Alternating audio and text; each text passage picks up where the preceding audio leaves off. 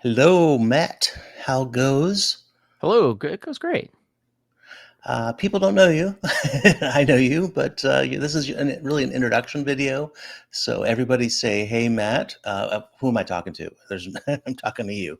So I'm here with Matt, or you go by Matthew Ellis Mhm. professionally. And I know I've known you for a long time because, like, for a half second, you were on Criterion Cast with me, and I Mhm. think you did maybe like 2 episodes or something. I don't know how that Yeah, only worked. a couple, yeah. It was, like, right Yeah. when I started grad school, so it was suddenly like, "Oh, I'm gonna, write online," and then like, "Oh, grad school, holy cow." Yeah. I mean, you were really good. So Oh, I wait. mean, for you to stand out in my memory, and here you've like gone to school and gotten Yeah, educated and all yeah. that. So what did you study in grad school? Just curious. Yes. So, I mean, film studies, my department was called it was a Brown, it's called Modern Culture and Media, which is sort of a bigger interdisciplinary kind of theory, history department of without getting into the nitty-gritty and the details, it was sort of it was a department that was sort of a media studies department through a kind Hmm. of history and theory tradition, but, like, some of my colleagues were film studies people, some people were, like, media studies people, so it was kind of the stuff that people were studying was kind of all over the map, but, like, there were areas you could focus, and so my area was film to focus, yeah.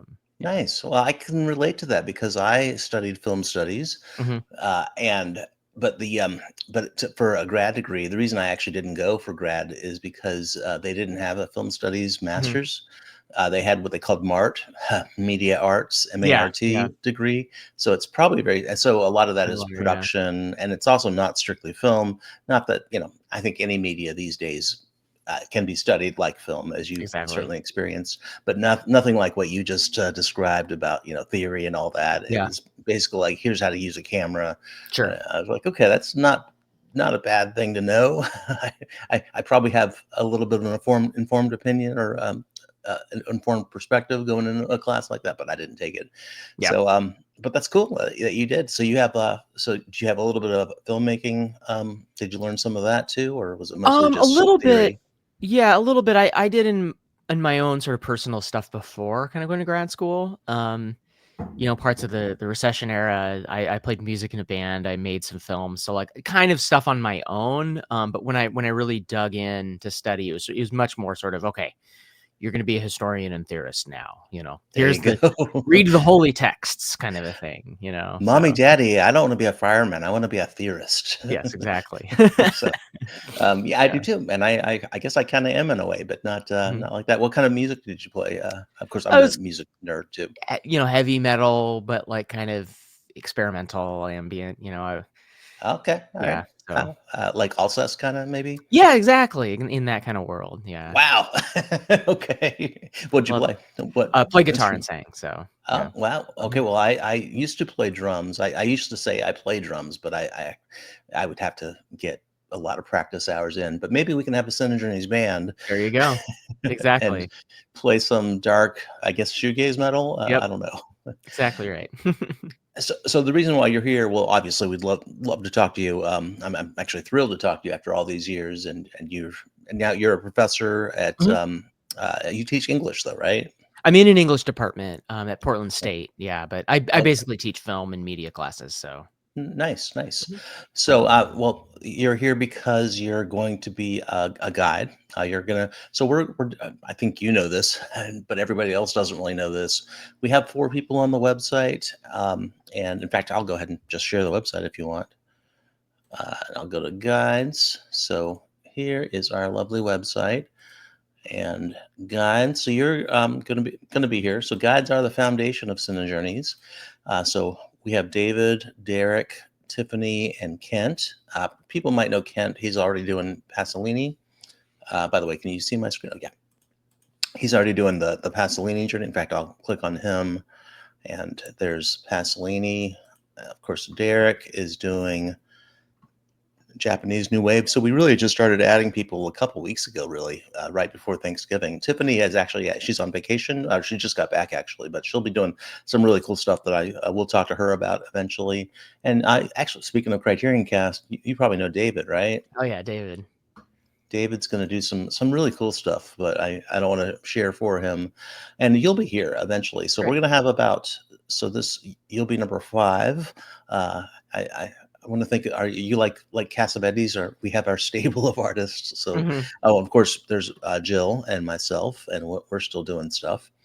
We did announce Imogen Sarah Smith. She's going to do. She's going to start by doing some. She's going to do Powell and Pressburger Great. probably in the spring-ish or so. So she's awesome. She's really excited, and she's going to give some membership perks too. So that's a big thing. So anyway, what are you thinking about as far as what you'll do? Yeah, it's very exciting. I'm really looking forward to seeing how this comes together. So one sort of little project I've been really excited about doing, whether it's a guide or a whole class, is something that sort of comes from my teaching, which is teaching in an English department, in film classes in an English department. We have a film minor here.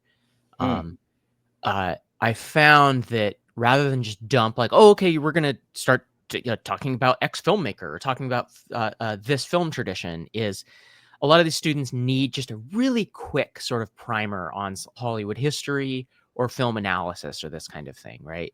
And so I'd always open my classes with sort of a 1 day sort of, I'm just going to lecture for 2 hours. Here's my slideshow, film studies 101 kind of a Hmm. thing, right? And one of the things I'd get into is sort of the development of classic Hollywood, but specifically classic Hollywood in the continuity system as like, here's what a Hollywood film looks like. Here's how it represents. Here are the logics of how you put this thing together, right? And even if the class would be a post cinema class, so like contemporary digital Hmm. cinema or uh you know, name it, whatever it would be, in my evals I'd always come back and it'd be like, oh my god, that class on continuity, that was incredible, that was the class I really loved. And I realized that, you know, this continuity is a thing that we all know because we're trained to watch movies this way, just Hmm. being in sort of being American, or even just watching movies from the 20th and 21st century. But I don't think a lot of people really fully have it worked out. And especially today, I think there are questions of, do films still follow continuity, whether digital films or, if I may, stuff that Netflix throws together really quick, let's just say.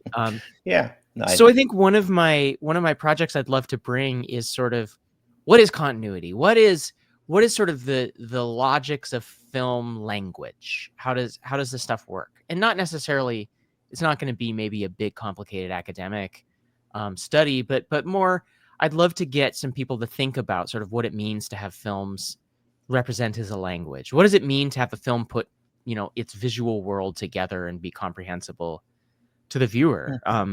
But also, I think importantly, like, why is it that films look the way they did when they came out in America in the 1920s and 1930s? Why why do narrative films today still kind of generally follow the same logics, despite the fact that we don't live in a world like we did in the 1920s and 1930s? So in my continuity class, I'd sort of love to ask these kinds of questions, right? Hmm. I'd love to pose to CineJourneys users. Do we call them users? I don't know. Um, Members, subscribers, yeah, members, peeps. peeps. Yeah, I'd love people to sort of start to think and ask questions about, like, why is it that films are still put together this way? Like, what do we learn about the world in which films emerged, that like editing rules are or what Mhm. they were, and why they're still the way they are?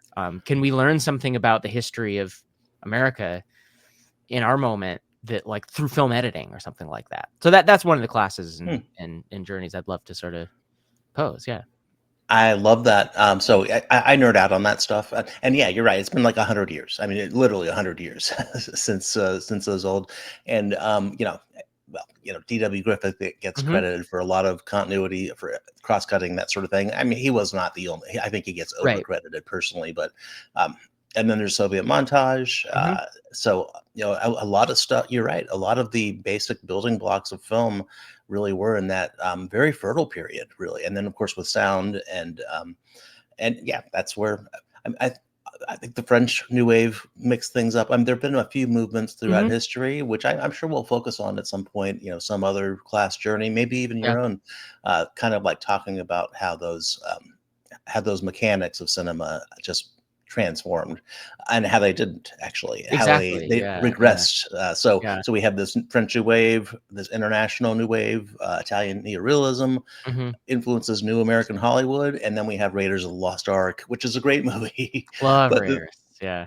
it's kind of a regression to the mean, and Hmm. it's a mean that works. So Exactly, and this is a big question, right?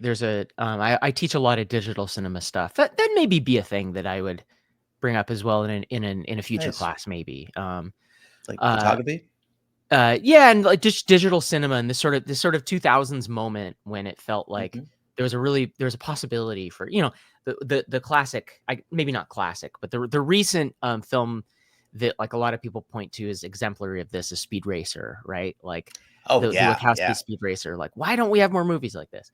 Um, but Michael Mann is a director sort of Hmm. was doing a lot of interesting digital stuff, and we don't have movies like that so much anymore. And there's a really interesting interview where they're interviewing him about why is it that this is sort of what emerged. And he said, if you look at the history of architecture in the late 19th into the early 20th century, uh, once they developed the ability to have steel framings for buildings, it changed how buildings look. And this is how we get the Hmm. skyscraper, right? Yeah. So, when you think about late 1800s buildings, they only go up so far, and the outside kind of has that same stones kind of exposed, the same look. That's Hmm. just what buildings looked like, right? And then we get literally new building materials, and it changed how the buildings look. And then we get the sleek modern skyscraper, and he's like, Hmm. why is it that when we got all these digital cameras, for a minute we had these interesting digital films that look different, and then all of a sudden, everybody just tried to make it look like old film cameras again, Yep. Yeah. right? Which, It's don't get funny. me wrong, I love that stuff. Hmm. I love movies. I like how they look a Of certain course. way. Yeah. But it is an interesting question, right? Like, why is it that we didn't? Why is it that we reverted back with Raiders of the Lost Ark? So that's Yeah. something Yeah. I'd kind of Why like to probe. regress? Yeah. And building, I mean, buildings in film is probably not, but I think of like Executive Suite. Mm-hmm. That's set in a building, and then Hudsucker Proxy, that's Mm-hmm. set in a building. Yeah, maybe Sleepless in Seattle, where they meet at the top of the building. But yeah, buildings are really not a fixture. I mean, the skyline, that's a difference. I mean, New York Mm-hmm. skyline is basically in every film that's in New York, basically.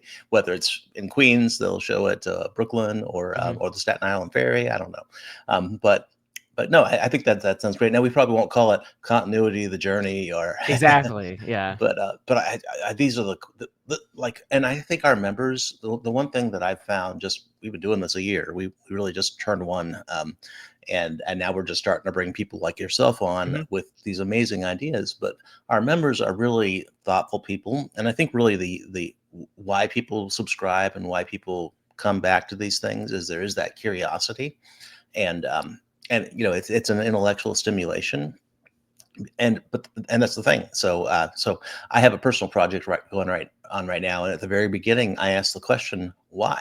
Mm-hmm. Why does this important, why does this matter? And that's a very important, Mm-hmm. or thing to understand, if you're going to understand the medium, get into what exists. So can you give me, or why it exists, can you give me an example of like a 30s film that you think is kind of fundamental for this discussion? Sure.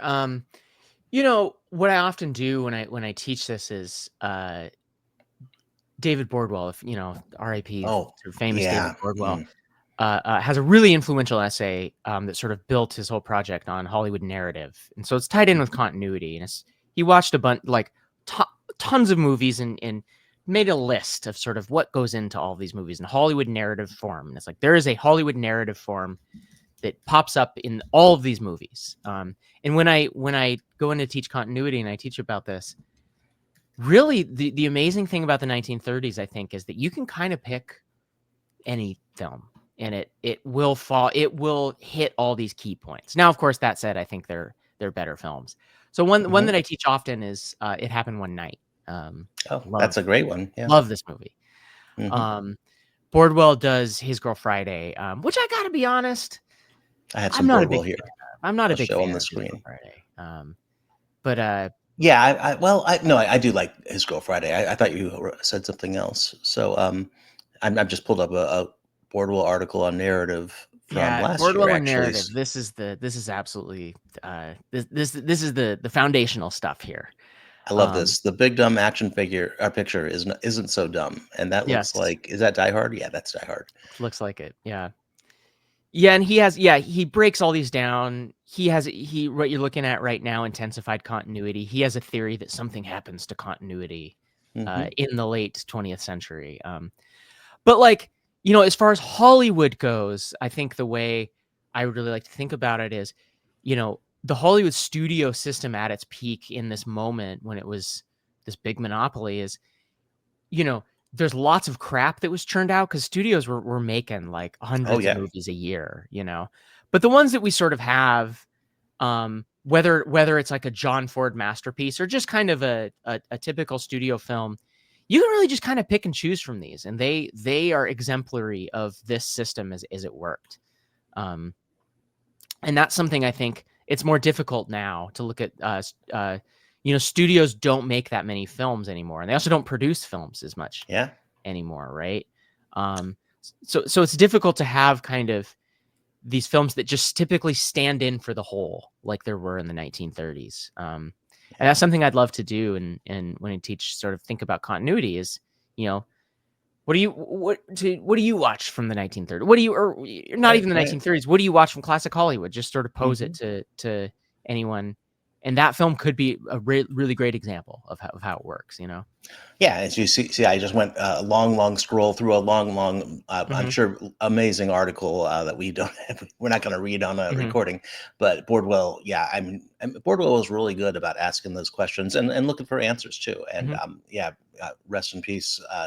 Big loss for everybody. I Hmm. think just the film studies community, even though it's been about a year, maybe not quite a year Just now. about a year, yeah. Yeah, earlier this year, but yeah, Mhm. I mean, most film studies have his textbook. I don't know if Exactly. Yep. I don't know if you use his That's how I textbook. started. Yep. Yeah, it's an amazing textbook. I Mhm. actually, it's been a while, but I actually got his textbook and had a. It was for the major film class, so like the Mhm. 300, Yeah. and I read it before the semester started. It Nice. took me like had like 2 weeks, and I was like, oh my god, I'm that guy. Yep.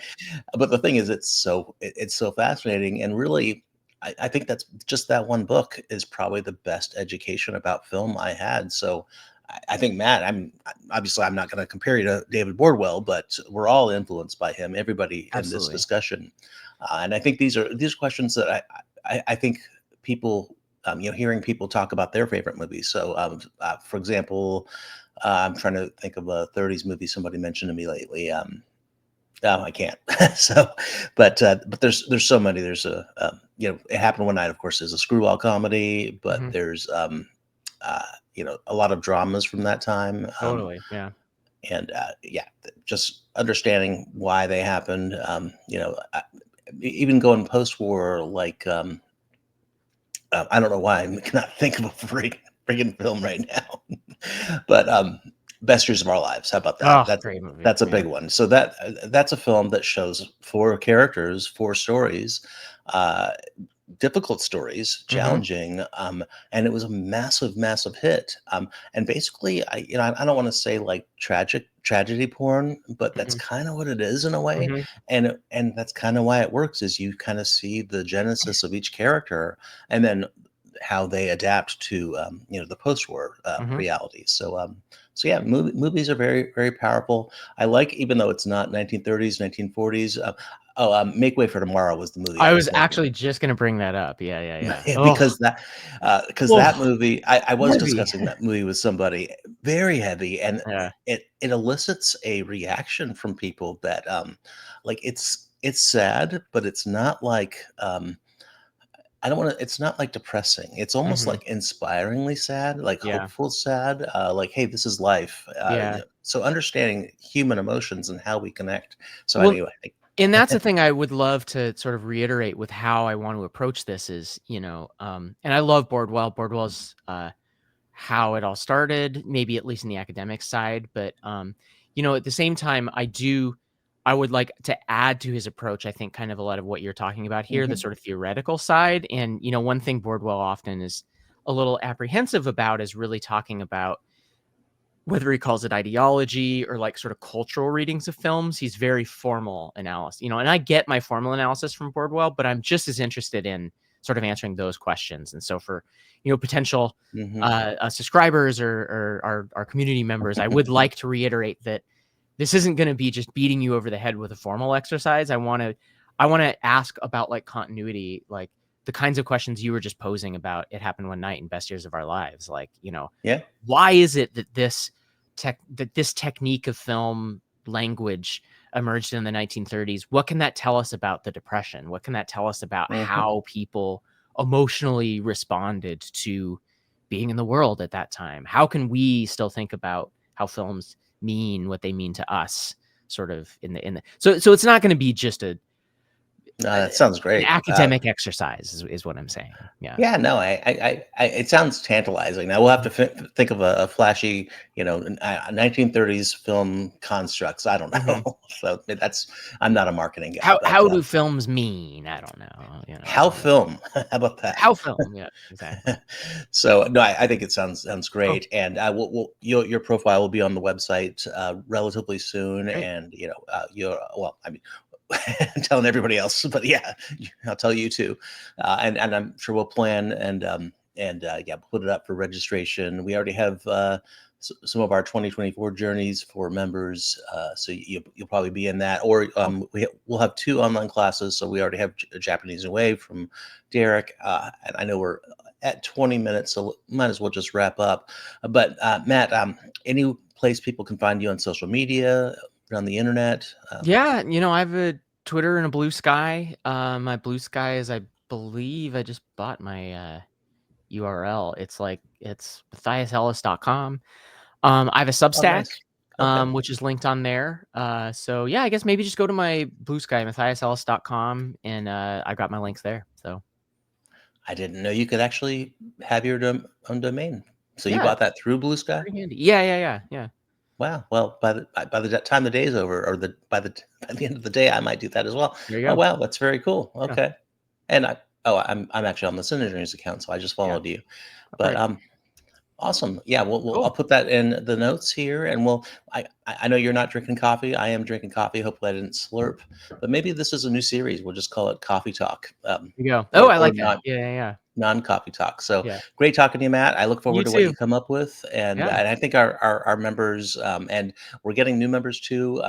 Imogen is a big deal, so she's bringing in some members. We Great. have some other guides in the coming months, and we have a big project that we are not ready to talk about yet, but probably in a couple weeks we'll Cool. be sharing that, and that's going to be pretty awesome. So Yeah, it great looks talking to great. you.